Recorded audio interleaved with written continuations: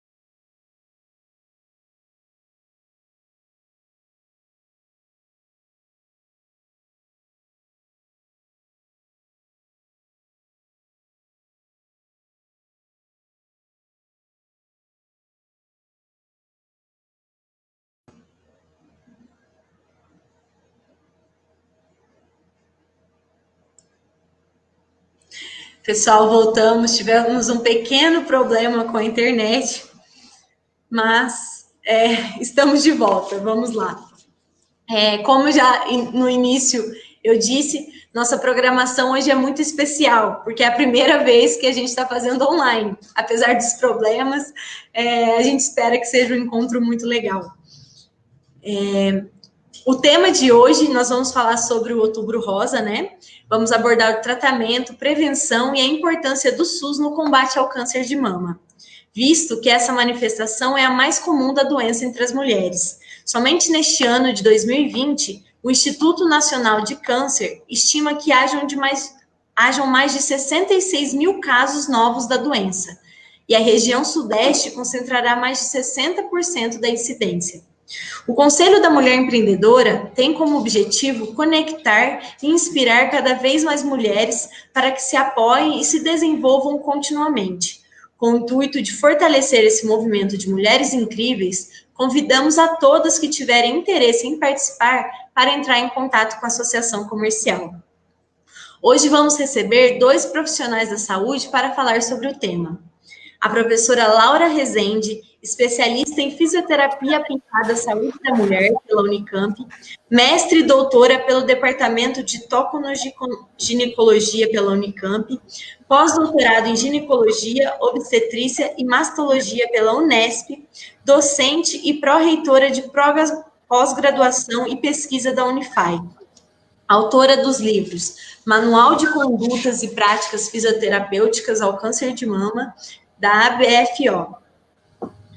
E o médico Antônio Henrique Soares Tellini, graduado em Medicina pela Unicamp, pós-graduado em Obstetrícia e Ginecologia pela Unicamp, atuou em hospitais especializados da saúde da mulher, especialista em Ginecologia e Obstetrícia pela Federação Brasileira das Associações de Ginecologia e Obstetrícia e Associação Médica Brasileira, oficial médico do Exército Brasileiro, docente do curso de Medicina da Unify e preceptor pela organização social União pela Beneficência Comunitária e Saúde. Sejam bem-vindos. Muito obrigada. Bom, pessoal, queria que vocês, apesar da apresentação, que vocês se apresentassem brevemente para as pessoas que estão assistindo. Vamos começar pela Laura. Vamos lá, boa noite. Primeiramente, eu queria agradecer o convite. É um prazer estar aqui com vocês, conversar sobre uma coisa que eu trabalho há tantos anos. Eu sou fisioterapeuta, né, como a Ana Laura me apresentou. Eu trabalho com reabilitação de pacientes oncológicos há quase 20 anos, né, e é um orgulho poder falar, né, para plateias que se interessam disso. O ano passado eu também tive a felicidade de participar desse evento que rendeu tantos frutos, né?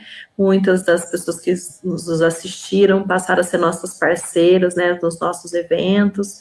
Então, eu só tenho a agradecer de estar aqui novamente conversando com vocês sobre a reabilitação das pacientes, né, que tiveram câncer de mama. Bom, eu gostaria de agradecer também a Laura e meu nome. Como apresentado, sou obstetra, trabalho bastante com a parte de prevenção de câncer de mama, ginecologia geral, e atualmente minha atuação é focada nos atendimentos na cidade de Campinas. E em Santana da Boa Vista não participo da assistência, mas participo do ensino e preceptoria dos alunos da Unify, conforme já foi apresentado. Essa é uma conversa para a gente conseguir levar bastante informação de qualidade para vocês. Muito bom. Então, vamos iniciar com as nossas dúvidas. O pessoal que estiver nos assistindo podem mandar suas perguntas, que a gente vai falar com os nossos especialistas. A primeira pergunta, então, para o Henrique. Doutor, para começar o nosso bate-papo, uma pergunta bem direta. O que é o câncer de mama? É fundamental entender, então, com o que estamos lidando, né? Então, o câncer de mama é uma doença que, na verdade, representa um conjunto de tumores com comportamentos bastante variados, né, que acometem o órgão a mama das mulheres. Então, são neoplasias, né, são tumores malignos, que, se diagnosticados precocemente em uma fase inicial, têm grandes chances de cura e de ter uma ótima evolução.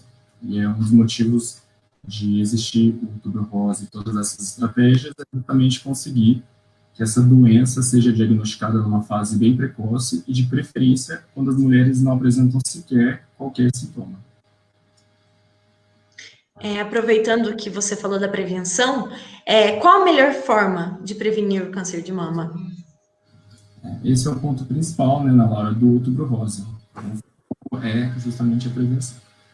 Então, todas as estratégias desenhadas desde o surgimento disso nos Estados Unidos da década de 90, que eram políticas muito locais, em pequenas cidades. Em Nova York teve uma corrida que deram assim cor-de-rosa para lembrar as mulheres do cuidado, foram se juntando e hoje em dia se tornou uma mobilização mundial para lembrar as mulheres da importância do segmento, né, com um profissional habilitado, para manter o rastreamento, que é justamente identificar a doença nas suas fases iniciais, através de exames, como a mamografia, em momentos em que você não sente nada. Então, a prevenção vai ser focada principalmente na mamografia. A gente vai falar muito de mamografia. A mamografia é o exame de escolha para a gente conseguir avaliar a mama dessas mulheres e fazer um diagnóstico precoce.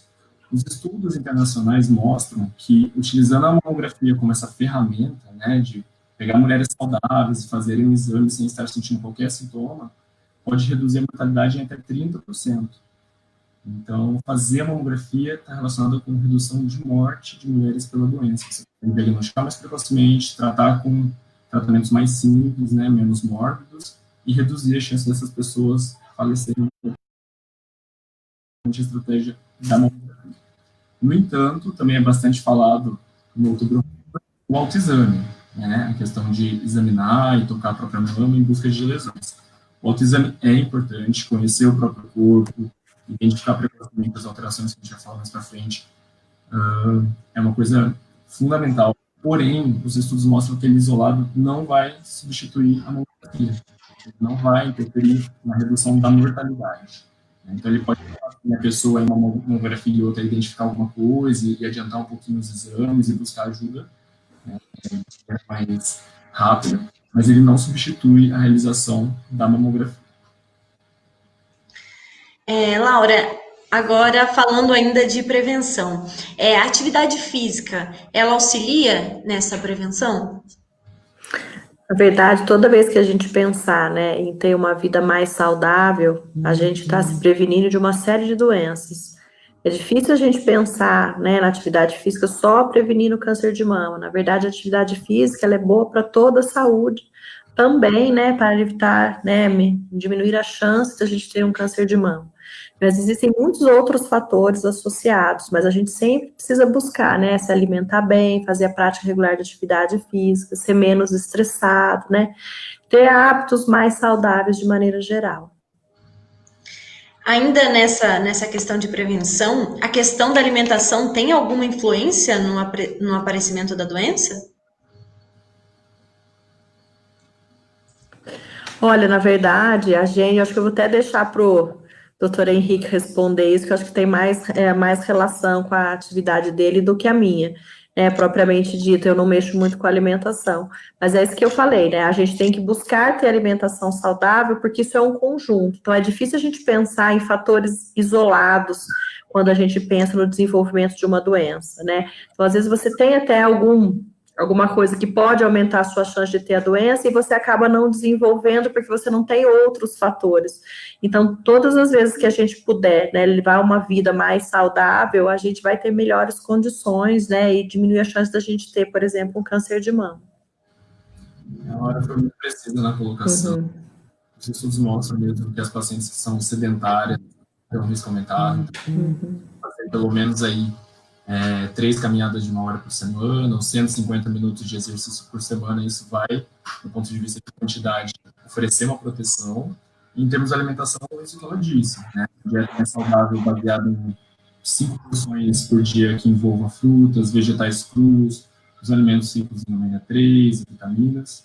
Isso vai fazer diferença e ajudar, sim, o organismo a ter um equilíbrio, a ter menos inflamação, e dessa maneira reduzir a chance de câncer de mama e também das outras doenças que a Laura comentou, como as doenças cardiovasculares, o levar a paciente a ficar com sobrepeso e obesidade, que daí vai ser também um fator de risco. Então, fundamental, a base é a mudança do estilo de vida, né? Essa é a principal coisa que a gente tenta focar e tenta levar para as pessoas, que por vezes é muito difícil de mudar, né? O hábito antigo está sedentário, de não saber por onde começar, buscar os profissionais que te ajudam a dar esse passo inicial, seja fazer seja começar a fazer uma atividade física com o educador físico, ou passar por uma avaliação nutricional com um nutricionista, isso vai fazer bastante diferença e agregar esses benefícios de proteção para reduzir doenças tão graves.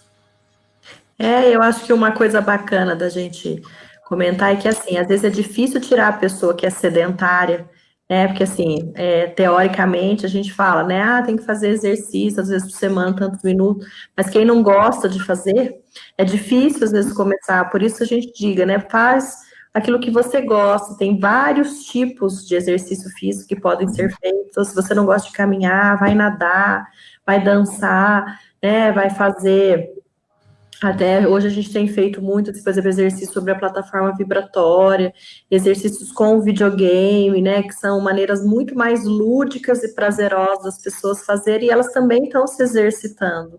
Então, existem muitas maneiras de fazer isso, não tem desculpa, né, para não encontrar um tempinho aí no dia para fazer o exercício. É verdade. A pandemia da Covid-19, eu acho que me ensinou muito a improvisar e a você incorporar isso, inclusive, né, plataformas digitais, em YouTube, você fazer em casa. Então, muitos pacientes que a gente avalia começaram justamente agora na pandemia a ter uma rotina, a partir da necessidade de estar em casa e ter o acesso às lives, aos vídeos. Sobre isso que vocês falaram, no ano passado a gente teve uma paciente oncológica no painel também sobre o câncer de mama, a Roberta Pérez, e ela falou muito sobre como a atividade física ajudou ela a enfrentar o tratamento, especialmente a quimioterapia. E agora a gente tem uma pergunta da internet. Vamos ver quem que está falando aí. A Adriele Marques, ela está dizendo que se amamentar ajuda a prevenir o câncer de mama. Sim, a amamentação é uma estratégia importante no mês de agosto, né? Dedicado toda a promoção e a amamentação, porque além de todos os benefícios para o bebê, das questões nutricionais, para a mãe também vai ter uma redução do risco dessa mulher desenvolver o câncer de mama. Então, essa pergunta é muito fundamental a gente comentar. É mais um motivo para a gente continuar estimulando as mulheres a buscar informação, buscarem ajuda para conseguir amamentar de uma forma tranquila, já que a cada 12 meses que a mulher amamenta, né, a cada um ano, a gente estima que tem uma redução do risco de ter câncer de mama de até 4%, 5%. Então, quanto mais, melhor, né? A gente também, falando ainda aí do ciclo gravídico puerperal, as mulheres que engravidam antes dos 30, um pouco mais precocemente, também tem uma redução do risco comparado com as mulheres que engravidam um pouco, das mulheres que optam por não engravidar e não ter filhos. Né? Certo. Henrique, a gente sabe que o câncer de mama, no autoexame, como você já disse, se apresenta com nódulos que podem ser sentidos no toque. Mas além desses sintomas, há outros sintomas da doença? Sim. O nódulo é o mais clássico, né? O mais que a pessoa vem na cabeça quando pensa no câncer, pensa no caroço, no nódulo, esse é o mais intuitivo. E tem sim outras maneiras do câncer se manifestar. E elas, descamações no mamilo, principalmente se for de um dos lados, é um tipo de tumor de mama específico, daqueles que a gente diz que é um conjunto de vários, né, mais de 20 tipos de cânceres diferentes. Um câncer de mama ele manifesta com uma descamação inicial no mamilo, né, que ele precisa de uma avaliação médica para uma coisa mais alérgica, ou se realmente tem a chance de ter um tumor por trás daquela alteração. Por exemplo, a Patrícia Pilar, né, um caso que ficou famoso, divulgado, ela foi doente com esse sintoma, não foi tanto pelo caroço, foi por começar a ter em um dos mamilos, tá? E das areolas da mama, que é aquela parte que forma o bico, né? Outros sintomas também, vermelhidão na mama, um aspecto da pele inchada, que a gente chama, parecendo casca de laranja, os poros visíveis, com aquelas bolinhas, com aqueles pontinhos, né, da pele mais ressaltados, saída de secreção pelos mamilos, principalmente se essa secreção sair de uma maneira espontânea, a gente chama de fluxo papilar, né, um nome técnico disso. Então tá lá, o sutiã tá sujando de uma secreção transparente ou sanguinolenta, são situações que precisam de uma avaliação médica, porque não vai ser câncer na maioria das vezes, tá? Tem outras alterações que podem levar, né, outras doenças que também cursam com essa alteração. É uma das possibilidades que tem que ser descartada. Dentre outras alterações também, às vezes o mamilo era de um jeito, começa a ficar invertido, começa a ir para dentro, a pele da mama começa a ficar retraída. Então, sempre observar seu corpo, verificar mudanças que não eram daquele jeito, né? Alguma coisa que está saindo fora do habitual, marque uma consulta, seja examinado pelo seu médico da família, pelo seu médico mastologista, ginecologista, alguém que saiba avaliar a sua mama, para ver se vai ser necessário algum exame complementar para investigar essa alteração que você observou e, caso seja o câncer, dando a possibilidade da gente precocemente iniciar um tratamento. Certo. Existe uma dúvida em geral das mulheres sobre a idade. Existe isso de a partir de que idade pode ter? Que idade que a gente começa a se preocupar com o câncer de mama? Bom, a idade que começa a ter uma maior prevalência, o maior número de casos nas mulheres da população geral é a partir dos 40 anos, com essa curva aumentando bastante após os 50 anos. Então, do que a gente está falando de fatores de risco, só retomando um pouquinho, o fato de ser mulher é o maior fator de risco, né? Então, o sexo feminino já tem 100 vezes mais risco de câncer de mama do que os homens, lembrando que os homens também podem ter. Só que menos de 1% dos cânceres de mama vão ser em pessoas do sexo masculino. Então, ser mulher, o envelhecimento, né, a idade, então, após os 40, 50, respondendo a sua pergunta, é um fator de risco bastante importante. O sedentarismo e a dieta não saudável, como a gente já comentou. A obesidade, que também é uma situação clínica que a gente observa hoje em dia em muitas pacientes, né? A gente estima que até 40%, 50% das pessoas estão em situações de sobrepeso e obesidade hoje em dia. Então, isso vai dobrar e até triplicar o risco de câncer de mama. Não ter engravidado nenhuma vez, não ter amamentado, como a gente comentou, ter iniciado a menstruação precocemente antes dos 12 anos, ou ter uma menopausa tardiamente, principalmente depois dos 50 anos, porque essa mulher ficou exposta aos próprios organismos por mais tempo, digamos assim, né? Além de inúmeros outros que a gente vai acabar comentando ao longo da apresentação. Mas, focando no que você perguntou, a idade, sim, é um fator de risco importante, independente do que seja. Por isso que as estratégias de fazer exames programados em mulheres assintomáticas, os exames de rastreio, são desenhados a partir dos 40, 50 anos, dependendo do protocolo que você adota. Pela Sociedade Brasileira de Mastologia, a gente começaria a partir dos 40. Os outros manuais, protocolos do Ministério da Saúde, foca depois dos 50, se você tivesse que reservar um pouco mais esse recurso, né? Mas o que a gente observa, na verdade, é que sobra o recurso, né? Não está faltando. Se estivesse faltando, ia priorizar as mulheres maiores de 50.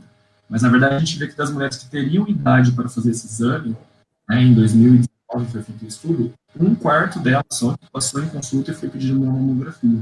Então, mostra que a gente tem muita mulher passando por avaliação médica e indo a consultas e, por algum motivo, ainda não realizando um exame depois. E antes dessa idade, tem algum exame aconselhado? Ou é a mamografia mesmo? Antes dos 40 anos de idade, o que a gente orienta é fazer o autoexame e buscar a consulta médica se você perceber alguma alteração. E na sua consulta de rotina, o médico vai examinar suas mamas também, fazendo toda a propedêutica, né, o exame físico, buscando alterações. Para essas pacientes, estaria reservado a solicitação de exames complementares, como ultrassom de mamas, já que antes dos 40 anos, a mamografia tem um pouco mais de dificuldade de identificar, né? Embora ela seja indicada em alguns casos, principalmente no familiar. Então, está falando aqui pensando na população geral. Quando a gente pensa no mulher, a gente já identificou que é de alto risco de ter um câncer de mama, né? Ela tem casos na família, ela tem alguma mutação genética conhecida que confere um risco grande, aí vai ser outra estratégia. Essas mulheres vão começar a fazer exame muito antes, a partir dos 25 anos, dos 30 anos, depende um pouco de cada caso, e os exames não vão englobar apenas a mamografia como para a população geral. Aí vai precisar de ressonância nuclear magnética de mama, de ultrassom de mama e até da própria mamografia depois dos 30 anos. Ah, legal. A gente tem uma outra pergunta do pessoal que está nos assistindo. A Leonice Domingos, ela pergunta se o lado emocional influencia em causar a doença. É uma grande decepção, uma grande angústia pode favorecer até a doença. Nos estudos a gente vê que você ter tido um baque emocional, alguma situação trágica, não vai ser um fator de para você ter, tá? Não pode se culpar ou ter aquela situação, foi por isso que apareceu o câncer, até como uma punição, a gente tem que tirar esse mito das mulheres.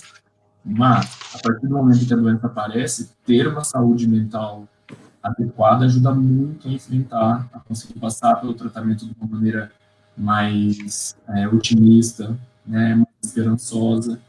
Então, não que vá causar, mas a partir do momento que você tem a doença, a saúde mental é fundamental. Eu acho que a Laura pode até comentar um pouco com o grupo dela, com psicólogos lá também, como que é. Na verdade, é bem isso que acontece, né?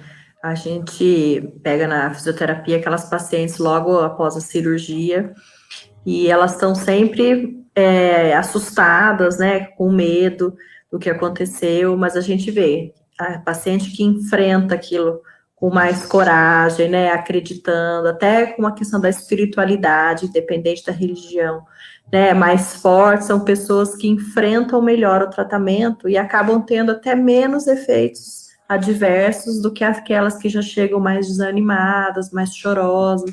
Então, eu acho que o aspecto emocional conta muito na maneira do enfrentamento, né, e aí a gente vê, isso também acontece no início, principalmente da quimioterapia, né, quando os primeiros sintomas começam a aparecer em função do tratamento, tem muita paciente que fica desanimado, mas o fato de enfrentar a doença e pensar positivamente traz boas coisas.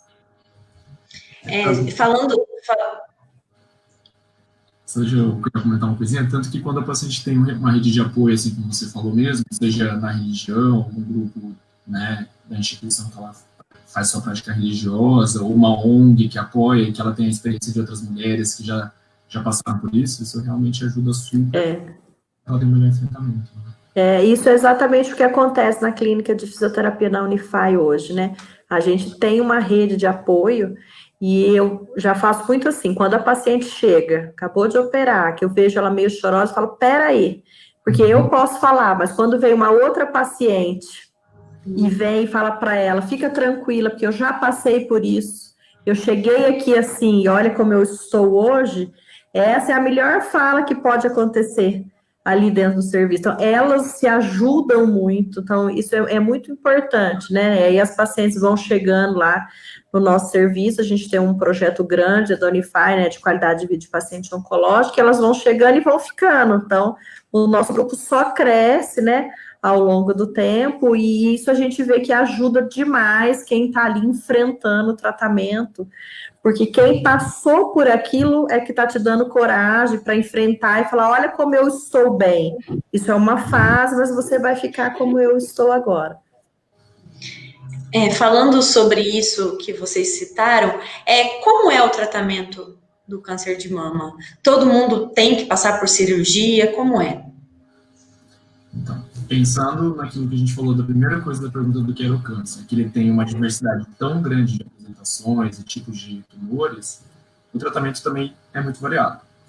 Ele vai consistir na combinação de algumas estratégias, que podem ser cirurgias, e dentro dessas cirurgias a gente tem umas cirurgias menores, desde retirada de um pedacinho da mama, de um quadrante, até retirada da mama inteira, ou até das duas mamas, dependendo do caso, né?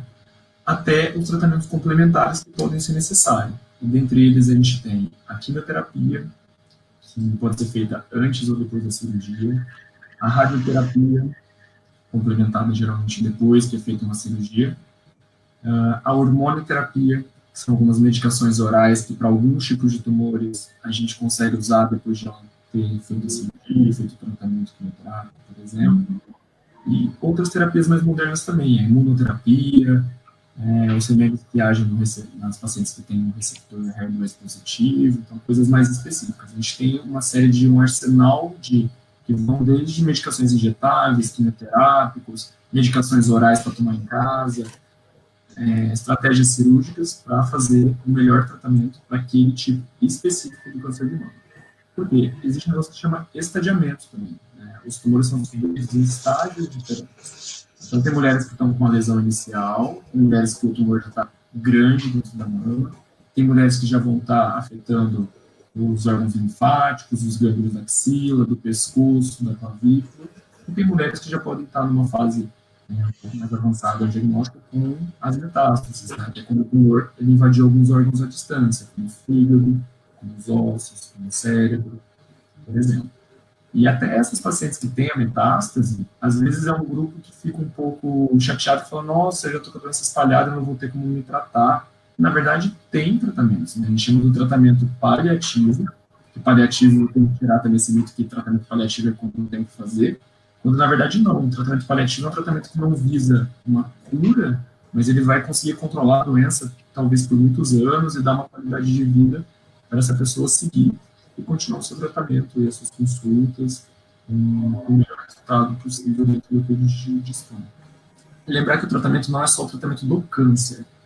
A gente foca nessa parte oncológica, né, da mama, mas o tratamento envolve todas as outras estratégias. O acompanhamento psicológico, o acompanhamento odontológico, já que a imunidade dessa paciente pode cair, ela desenvolveu muita doença periodontal, periodontitis, né, o tratamento fisioterápico, como a Laura mostrou no projeto dela, que é fundamental para reabilitar essas mulheres depois de terem feito o cirúrgico, a hora de aumentar um pouquinho de algumas complicações que elas apresentam, e todos os outros profissionais das equipes multidisciplinares, os enfermeiros, os técnicos de enfermagem, as nutricionistas, ajudar esses pacientes a manter uma nutrição legal, para conseguir passar pela quimioterapia com o mínimo de efeitos colaterais. Aproveitando sobre isso, eu queria, Laura, que você falasse sobre esse trabalho que envolve as mulheres recém-operadas e que tem o Pilates também, né? Para as pessoas entenderem os tipos de tratamento com a fisioterapia. Na verdade, eu já vou responder pegando um gancho aí, né, do que o doutor Henrique estava falando, que é o seguinte, a gente precisa reconhecer a fase do tratamento que as pessoas estão e qual é, né, o estadiamento da doença dela. Então, a gente não pode tratar como se estivesse morrendo alguém com um câncer inicial, que vai morrer provavelmente de outra coisa, não daquilo, né, e nem tratar aquela pessoa que realmente está ali numa fase de cuidados paliativos, como se não tivesse acontecendo nada. Então, a gente tem que estar preparado, né, para acolher a pessoa no momento da doença dela. E a fisioterapia, o exercício físico, né, ele está encaixado em qualquer uma dessas partes da doença. Então, por exemplo, uma paciente que tem uma doença avançada, por exemplo, já tem metástase, ela não está contraindicada para fazer o exercício físico, né? Hoje são pacientes, por exemplo, né, existem grupos assim de corrida com paciente metastática de câncer de mama, né? Então, assim, ela pode viver muito bem neste período, né? Ela pode receber o acolhimento ali de toda a equipe. O que existe hoje na clínica de fisioterapia da Unify? Então, aqui a gente trabalha em vários momentos. Então, a gente trabalha tanto, né, dentro da Santa Casa, ali no momento da cirurgia, né, fazendo ali os pós-operatórios, como a gente acolhe essas pacientes, né, logo no pós-operatório, na clínica de fisioterapia, estão dando assistência, principalmente preocupados na recuperação do movimento. Então, hoje não é mais possível que uma pessoa que fez a cirurgia por câncer de mama tenha limitação, né, da amplitude de movimento do ombro. A gente tem recursos mais que suficientes, né, para tratar. E aí, várias complicações que podem surgir ao longo do tratamento também podem ser beneficiadas da quimioterapia, da fisioterapia. Então, por exemplo, neuropatia periférica induzida pela quimioterapia, que é uma coisa que fica dando choquinho ou pinicando, por exemplo, principalmente, né, do cotovelo para baixo, do joelho para baixo. Pode ser aquelas lesões, mucosite, né, que dão na boca, às vezes, do tratamento. Pode ser a radiodermite, quando faz radioterapia, a pele fica um pouco queimada. Pode ser do linfedema, né, que é aquele aumento do volume do membro. Pode ser problema com a cicatriz, né, às vezes a cicatriz fica um pouco grudada demais, né, limita um pouco o movimento. Então, tem uma série de coisas que a fisioterapia vai acompanhando. tem uma das complicações da quimioterapia, que é a fadiga muscular, que dá dor no corpo, né? Então, a prática de atividade física também melhora muito esse sintoma. E nós desenvolvemos isso na clínica de fisioterapia da Unify desde 2003. E aí, como, né, é uma universidade, foram feitos muitos trabalhos de conclusão de curso, de iniciação científica, até dissertação de mestrado nessa área. E aí, em 2016, né, nós fomos contemplados no CNPq, um projeto de pesquisa que nós desenvolvemos aqui dentro da instituição, e que foi captado um recurso para que a gente montasse um estúdio de Pilates específico para pacientes no pós-operatório de câncer de mama. Então, na verdade, esse estúdio de Pilates, ele é o estúdio que é o nosso xodó lá, é o estúdio rosa mesmo, né? Porque nós proporcionamos gratuitamente, quer dizer, são pessoas, tudo isso a gente faz pelo SUS, né? Pessoas que não sabiam nem o que era Pilates, né? Então, as primeiras pacientes que chegavam, a gente mostrava os equipamentos, elas ficavam desconfiadas, assim, né? Porque a paciente muitas vezes só teve acesso, assim, na unidade de saúde, né? Nunca teve acesso, porque os planos de saúde, de maneira geral, né, não tem a cobertura do Pilates. Então, a gente fica feliz de poder ofertar, né? E como isso estava dentro de um programa de pesquisa científica, as pacientes ficavam 6 meses conosco lá, e depois a gente dava alta. Só que aí, como é que você dá alta depois que a paciente já está adorando aquilo, criou um vínculo com a gente? Aí nós criamos um grupo de videogame, né, para elas. Então, nós fazemos uma reabilitação com videogame, a gente usa o Nintendo Wii ou o Xbox, e aí a gente usa muito aquele programa Just Dance, e elas dançam, né, 2 vezes por semana. Agora nós estamos voltando, assim, da pandemia, né? Mas elas dançavam conosco lá 2 vezes na semana. Então, era uma maneira, né, de dar continuidade ao tratamento. Então, por isso também é um serviço que só cresce. E aí, falando da pandemia, de repente, né, cortou no meio tudo que a gente fazia, os atendimentos presenciais foram interrompidos, e aí, num primeiro momento, as pacientes começaram a me mandar mensagem, e agora? Porque assim, eu tô na pandemia, mas meu braço continua doendo, eu tô na pandemia, mas meu braço continua inchado, né, e agora? Aí nós criamos um projeto de telereabilitação. Então, nós começamos em abril, e ficamos, né, a gente fazia o atendimento uma vez por semana, né, e nós fizemos online, né, pela plataforma Zoom, a gente dividia as pacientes em sala, e ficamos até agora, que estamos, né, retornando devagar, e também agora aproveitando, né, a parceria com a Clinion, né, que é a clínica de oncologia aí da Santa Casa, para ampliar ainda mais o trabalho que a gente já desenvolvia aqui na instituição. Aproveitando que você citou essa parceria, como vai funcionar isso? Na verdade, faz muito atrás dessa parceria, porque essa área de oncologia é uma área que é mais desenvolvida, principalmente do ponto de vista das pesquisas científicas dentro da instituição. E aí agora, né, nós realmente conseguimos, né, fazer com que essa parceria acontecesse. Então, é uma parceria que beneficia todos os cursos da área da saúde, então medicina, fisioterapia, enfermagem, farmácia. E os alunos vão até, né, a Clinion para acompanhar. Então, no caso da fisioterapia, né, eu que sou a supervisora de estágio, eu vou com os alunos lá. No caso da medicina, né, no internato médico, os alunos passam lá. E no caso da enfermagem, da farmácia, são alunos, né, que são bolsistas, que ficam lá o tempo todo, né, acompanhando. Então, assim, é um aprendizado muito grande para os nossos alunos, né, a oportunidade de estar lá, né, vendo aquela quantidade de pacientes, e para a população, são os serviços, por exemplo, de fisioterapia, não era oferecido lá. Então, a gente está dando acesso, né, àquelas pessoas de São João da Boa Vista e de toda a região, né, que possam fazer fisioterapia, né, diante dos problemas que tem ali com o tratamento. Muito bom. E falando também, outra pergunta para a Laura, sobre o Chá Rosa. Conta um pouquinho para a gente como que é esse evento. Olha, o Chá Rosa, ele começou faz 2 anos, né? Esse ano seria o 3º, se a pandemia não tivesse pego a gente no meio.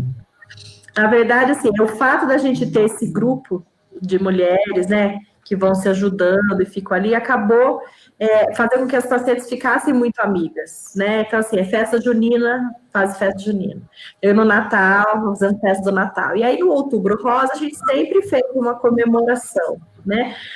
Mas eu falei, nossa, acho que a gente precisa fazer alguma coisa também que trabalhe essa questão da autoestima, porque a gente já tem, dentro das nossas atividades, um trabalho de imagem corporal, porque a gente vê que essas pacientes, às vezes, ficam com um probleminha na postura, às vezes diferença do peso da mama, e a gente não consegue melhorar a postura se a paciente não se enxergar reta, né? Porque você trabalha a postura, mas a paciente se enxerga torta, a gente não consegue corrigir. E aí a gente fazendo essas avaliações, a gente faz avaliação gráfica, a gente começou a ver, né, que essas pacientes tinham uma certa alteração da questão da autoestima. Então, o chá rosa foi criado para isso. Porque aí, nesse dia, a gente arruma o cabelo delas, a gente faz a unha, a gente faz massagem, a gente faz maquiagem, né? E depois disso tudo, a gente faz um desfile. Então, elas são fotografadas, né, pelo setor de comunicação lá da faculdade, todos individualmente, e a gente tira fotos em grupo. E aí, elas desfilam, né, pra gente, todo mundo assiste, né? Que elas se sentem super valorizadas. E aí nós fizemos no primeiro ano, e o ano passado nós já tivemos muito apoio, inclusive aí, né, da pessoal da Associação das Mulheres Empreendedoras que estão aqui nos assistindo, foram lá, estiveram conosco, nós recebemos muitos brindes, inclusive, né, do comércio local, que deixou as pacientes assim, numa felicidade, porque são mulheres que não teriam essa oportunidade, né, até uma das pacientes, quando deu entrevista, falou assim, nossa, ter tido câncer de mama foi a melhor coisa que aconteceu na minha vida, porque eu nunca teria acesso a essas coisas. Quer dizer, uma coisa que chama a atenção da gente, quer dizer, da onde ela estava, o que ela tem hoje, né, mudou muito a vida dela. Então, o chá rosa é uma coisa que nós realmente adoramos fazer, né, nós até organizamos online, tentamos organizar online, mas o nosso no teleatendimento já estava quase isso. Aí elas falaram, não, vamos esperar, vamos ver se a gente faz no Natal. Eu falei, não, senão a gente faz outubro rosa em fevereiro, fica tranquilo, a gente dá um jeito.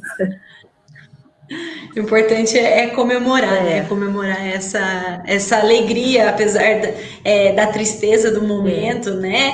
Ela conseguir encontrar algo bom no meio de tudo isso, né? Não, e até aproveitando assim, a oportunidade, nós sempre quisemos fazer um grupo de voluntários com mulheres da cidade, não necessariamente que tivessem tido câncer de mama, mas que quisessem nos ajudar, no sentido assim, de fazer prótese de mama, para elas colocarem dentro do sutiã, para ajudar a costurar o sutiã, sabe? Porque assim, são pessoas que não têm acesso a isso. Então, assim, às vezes a gente faz lá mesmo, a gente ganha de uma empresa de plástico, aí alguém costura para mim, sabe? Então eu tenho uma sacola lá, elas vão doando, não usam mais, me dão, eu ponho na sacola, eu dou para outra, sabe? Mas são coisas assim que eu falo que fazem melhor para nós até do que para elas, né? Que é uma possibilidade que a gente tem, né, de ajudar e elas se sentirem pertencentes, são coisas que são muito importantes, porque assim, com o avanço, né, da tecnologia, os avanços do conhecimento médico, as pacientes passaram a viver mais. Então, nós que fazemos a equipe de reabilitação, precisamos da qualidade para esses anos, né? Precisamos da funcionalidade para esses anos. Então, o nosso objetivo é esse, fazer com que ela viva muito bem esses anos, né? A sobrevida após o diagnóstico de câncer de mama hoje é muito alta, né? Que a importância do diagnóstico precoce. Então, esses grupos de reabilitação precisam se fortalecer cada vez mais, e nós recebemos pacientes da região inteira. Nós recebemos pacientes de Poços, de Aguaí, de Caconde, de Andrá, sabe, assim, de outros da região, que vêm aqui exatamente porque encontram, né, esse grupo de apoio, que eu acho que é muito importante para o tratamento dela. Legal. Agora, voltando sobre uma pergunta para o Henrique, na questão, a Laura falou bastante sobre o SUS. Neste ano, por conta da pandemia, a gente viu mais uma vez a importância do SUS no Brasil. Dentro da questão oncológica, qual o papel do Sistema Único de Saúde? Fundamental, né? A gente, como modelo de saúde pública, a gente tem vários acertos, longe ainda de um ideal, mas temos que reconhecer as coisas boas que acontecem. Então, a paciente no SUS, hoje em dia, ela tem direito a todo o tratamento, que vai desde a cirurgia, a quimioterapia, a terapia, as medicações de hormonoterapia, que nem sempre são baratas, né? E, inclusive, a cirurgia de reconstrução mamária. Tem uma lei brasileira, né, que garante às mulheres o direito de fazer uma reconstrução de mama, seja no momento da retirada, na cirurgia, e já sair com o aspecto visual já reconstruído, ou seja, no segundo momento, caso o tumor não permita essa reconstrução tão imediata, né? Que nem sempre isso é possível do ponto de vista da técnica cirúrgica e daquele caso especificamente. Então, essa é uma das vitórias que a gente tem, de você ter um país que reconstrói, sem custo algum, a mama dessas mulheres, inclusive usando próteses, né, material bom e tudo mais. Mas, alguns pontos, né, que não são culpa do SUS é a superlotação, o número restrito de locais e profissionais que fazem o tratamento especializado, que muitas vezes tem algumas demoras no início do tratamento. A gente tem uma lei também, né, que as mulheres deveriam iniciar o tratamento de qualquer câncer até 60 dias após o resultado de uma biópsia, né? A gente tenta cumprir isso à risca, mas muitas vezes a fila de espera é grande, né? A fila de quimioterapia tem pessoas na frente aguardando, então dependendo do serviço, essa realidade não é possível por uma questão logística, e a gente acaba, né, até descumprindo a lei por uns dias, alguns prazos, porém, dentro do possível, vai ter sempre profissionais habilitados, muito capacitados trabalhando, e tentando garantir os melhores resultados. E é importante que as pessoas conheçam os seus direitos, né? Porque através também do sistema público, ela vai conseguir a isenção de alguns impostos na compra de coisas como carros, por exemplo, né? Um carro adaptado para a realidade de uma cirurgia, né? Que pode gerar algumas demandas que um carro normal não permitiria ela dirigir com segurança, o auxílio-doença, sacar o FGTS. Então, é sempre legal ter também uma assistente social que te oriente acerca dos direitos após você ter tido um diagnóstico de um câncer, para você poder usufruir disso e viver da melhor maneira possível. Como a Laura falou, né, é um conceito da psicologia que se chama resiliência. Né? A pessoa pega, é agredida por uma coisa que a princípio parece aterrorizante, ela pode descer lá no fundo do poço, mas é importante ela ter essa capacidade de retornar para a situação inicial, ou até melhor, ou se tornar alguém melhor, mais grato, mais esperançoso. É o que acontece com muitas mulheres, né, de enxergar até uma coisa boa que advém depois de um diagnóstico de um tratamento bem sucedido. Ah, que legal. E sobre isso ainda, falando sobre a prótese, é muito, quando a mulher já está fazendo o tratamento, é muito difícil chegar a esse, demora, como é rápido? Demora. A gente gostaria de fazer mais reconstruções imediatas, né, a partir do momento que a opera já sair com uma aparência visual que seja satisfatória, mas a realidade de recursos do SUS nem sempre permite. Tem uma fila de espera, sim, grande.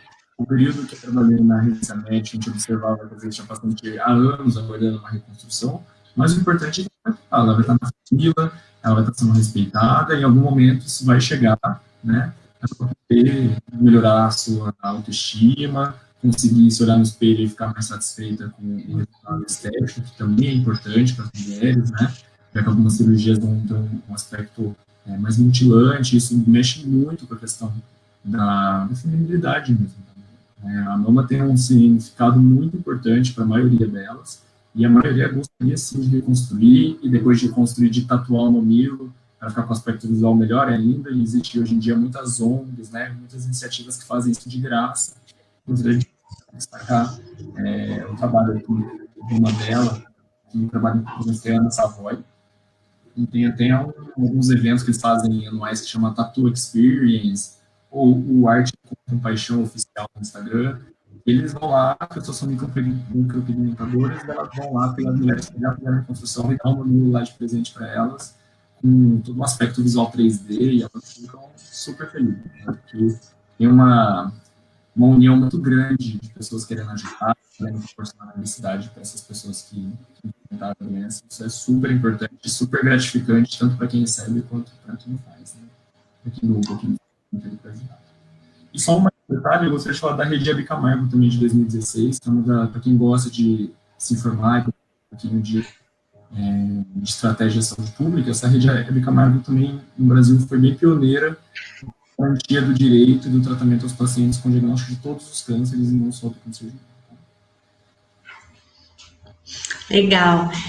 A gente tem um comentário do Eric, que é em relação a isso. Ele diz que em Jaguariúna, o estúdio de tatuagem, aí eu acho que, não sei se é o que você citou, faz a reconstrução da auréola mamária para as mulheres que passaram por cirurgia. A recuperação da autoestima é muito importante. Acho que e tudo gratuito, ele acabou de dizer aqui. Bem legal essa dica até para as mulheres que estão nos assistindo e que possam pensar nisso também, como uma opção, né, para melhorar a autoestima. Nós temos uma outra pergunta aqui. Caso a mãe tenha passado por uma mastectomia parcial ou total, como fica a possibilidade da amamentação? Pergunta super importante.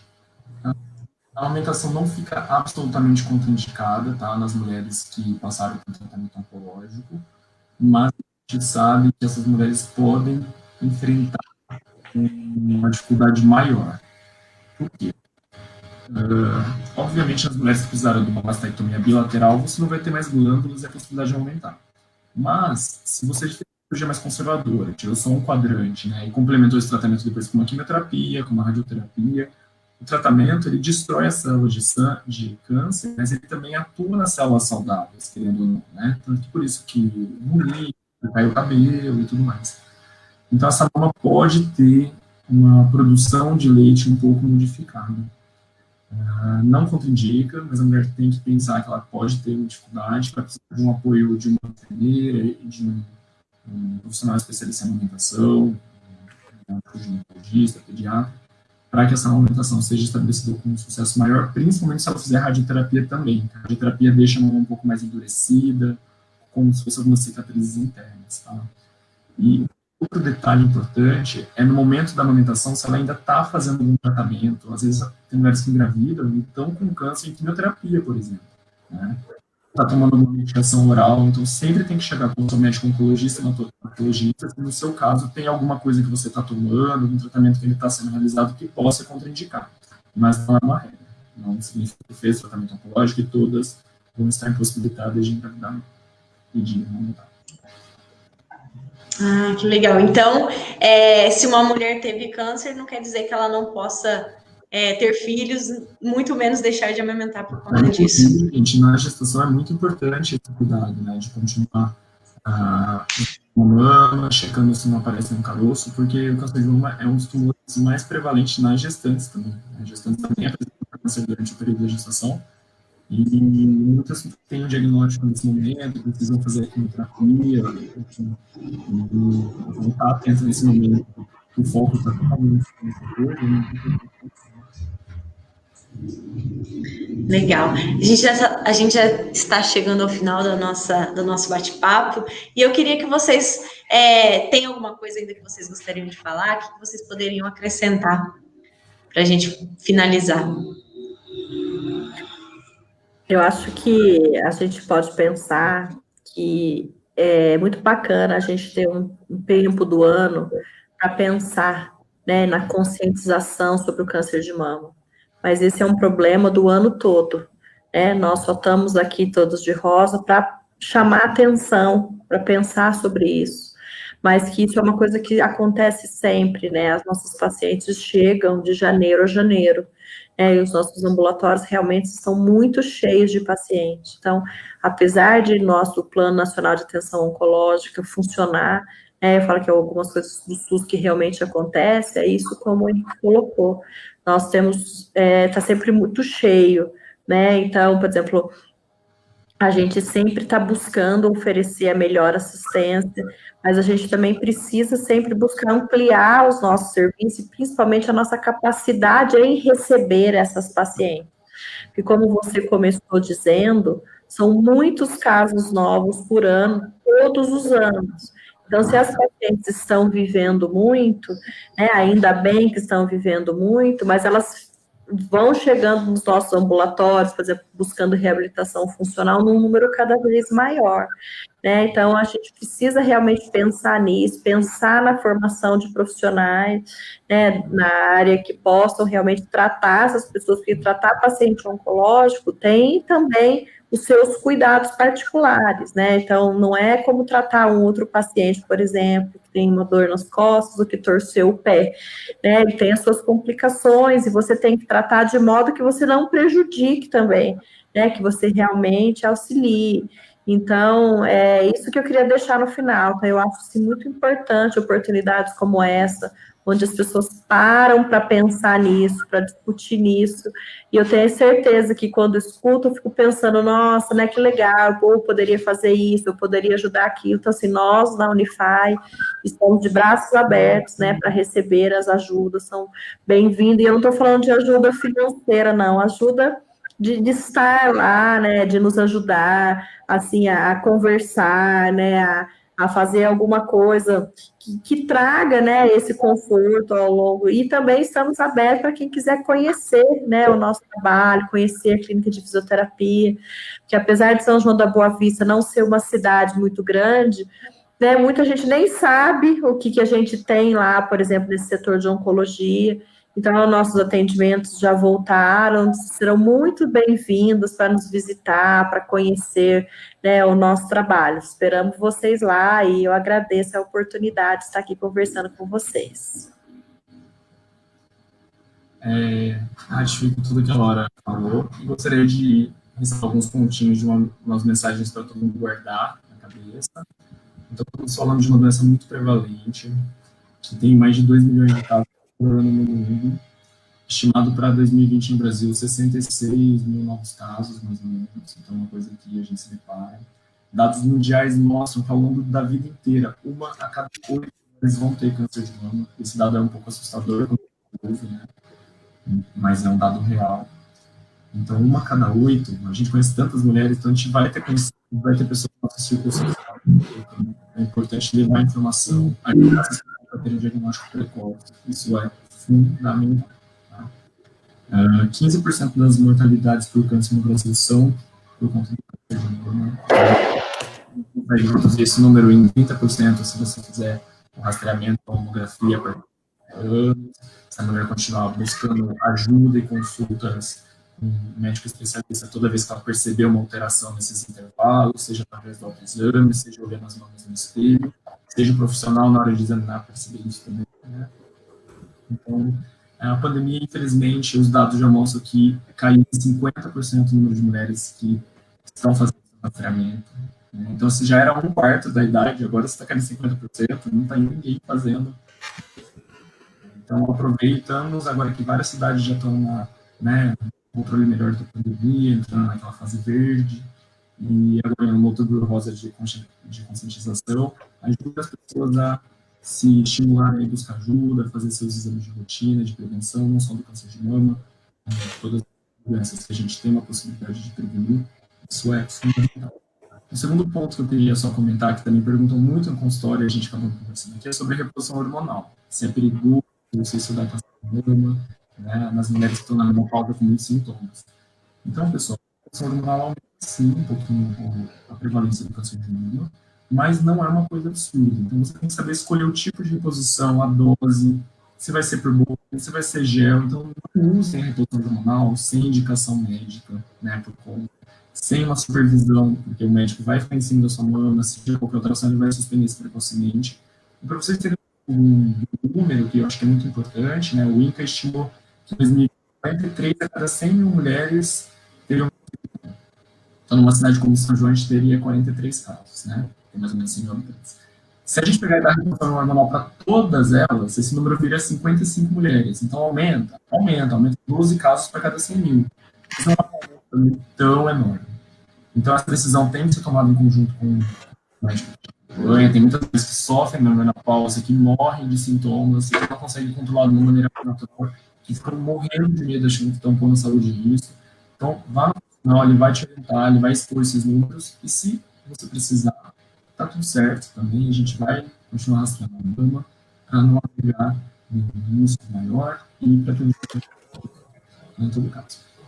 E, por fim, ressaltar mesmo esse cuidado multidisciplinar, essa tarefa de voluntários, que é fundamental para que essas pessoas tenham um enfrentamento melhor com a doença, consigam passar por isso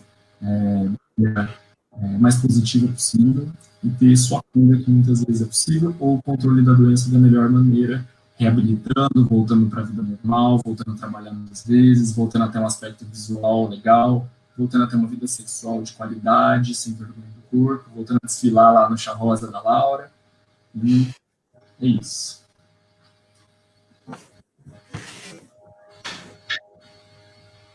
Eu acho que o Laura, você. Pronto. Após essa brilhante participação de vocês, o Conselho da Mulher Empreendedora agradece muito a participação, agradece muito a disponibilidade de estar aqui falando com todas as mulheres, e acredito que deve ter homens aí também, porque é muito importante, como vocês mesmos disseram, a prevenção. E a gente saber de tudo isso, saber dos mitos, das coisas que pode ou não pode ser, é muito bom e ajuda muito e salva vidas, né? Muito obrigada. Um detalhe final, vocês me convidaram, eu falo muito, mas uma coisa importante também que a gente esqueceu. Familiar. Então, se você na sua família tem vários casos de câncer, não só de mama, tá? Câncer de próstata, câncer de pâncreas, você pode ter um risco aumentado de ter também câncer. Então, avaliar o risco familiar dos pacientes é importante. Tem hoje em dia estratégias preventivas para você fazer medicações, cirurgias antes da doença se apresentar. Um exemplo clássico que ficou também na mídia foi o caso da Angelina Jolie. Né? As pessoas me perguntam bastante sobre isso, e ela era uma pessoa que tinha um câncer de ovário muito precoce, uma avó que teve um câncer de mama, ela foi, buscou ajuda, foi ver se ela tinha uma mutação genética de BRCA1, que ela teria um risco de 50% de ter câncer no ovário e mais de 85% de ter na mama. Isso permitiu que elas fizessem uma cirurgia programada de retirar a mama no momento da vida e depois retirar os ovários para esse risco estar menor que 95%. Então, até esse tipo de estratégia de prevenção que a gente conversou para casos específicos, para famílias com muitos casos de câncer de mama, existem serviços que fazem essas avaliações e que te ajudam a não passar pela experiência de cura.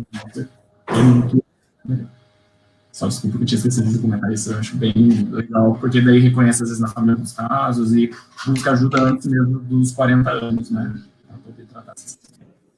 Sim, com certeza. Acho que é importante falar sobre esse tipo de cuidado também, né? É isso, então. Muito obrigada a todos pela participação e até a próxima. Até a próxima.